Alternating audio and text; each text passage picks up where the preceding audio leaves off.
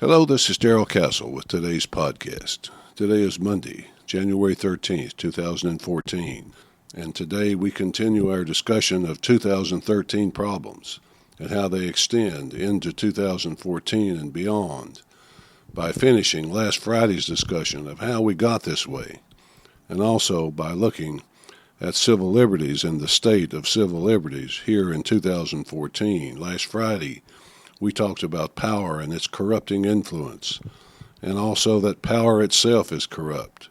This has led to much fraud and deception as power holders and power seekers scramble to gain and hold on to power.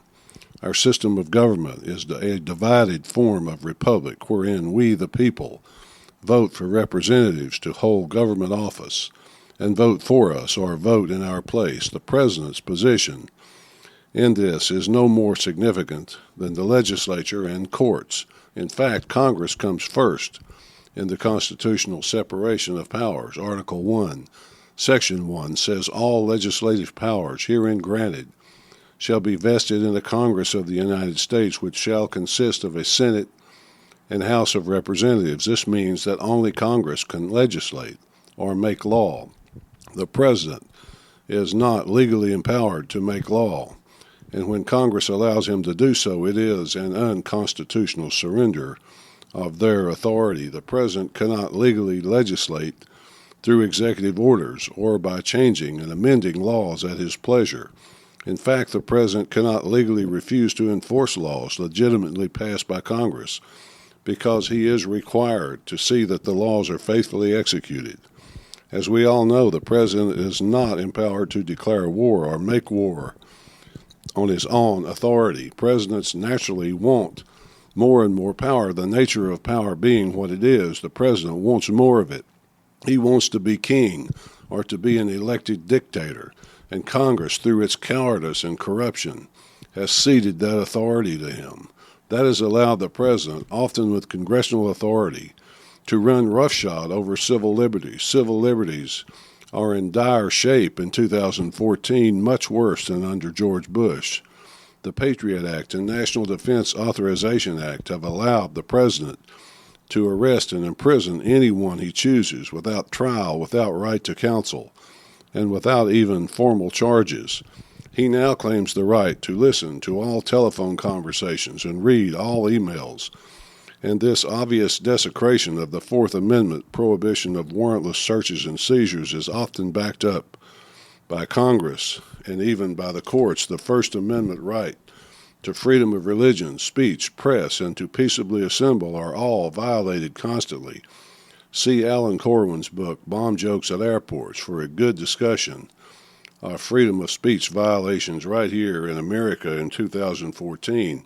The courts are struggling now with the president's denial of the right to practice one's religion as one sees fit. The president attacked freedom of press by investigating reporters who tried to report the truth and by holding secret briefings with favored reporters. Some of the violations of the Bill of Rights are so obvious they hardly bear mention, such as the Second Amendment's right to keep and bear arms.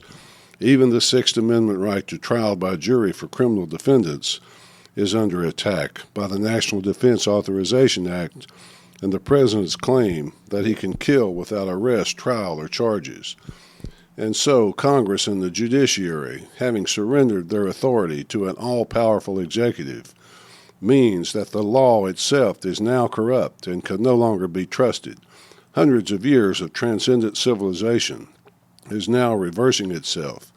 And for 2014, I see this continuing and getting worse until it all collapses and gets really bad.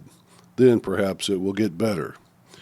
In closing, I will leave you with a quote from Winston Churchill, quoting Mr. Churchill, "The essential aspects of democracy are the freedom of the individual within the framework of laws passed by Parliament, to order his life as he pleases, and the uniform enforcement of tribunals independent of the executive. The laws are based on Magna Carta, habeas corpus, the petition of right, and others. Without this foundation, there can be no freedom or civilization, anyone being at the mercy of officials and liable to be spied upon and betrayed even in his own home. As long as these rights are defended, the foundations of freedom are secure. I see no reason why democracies should not be able to defend themselves without sacrificing these fundamental values. Well, that is Mr. Winston Churchill. Now, folks, finally, join me Wednesday for a discussion of foreign policy trends for 2014 and what I see happening there. Until then, folks, this is Darrell Castle. Thanks for listening.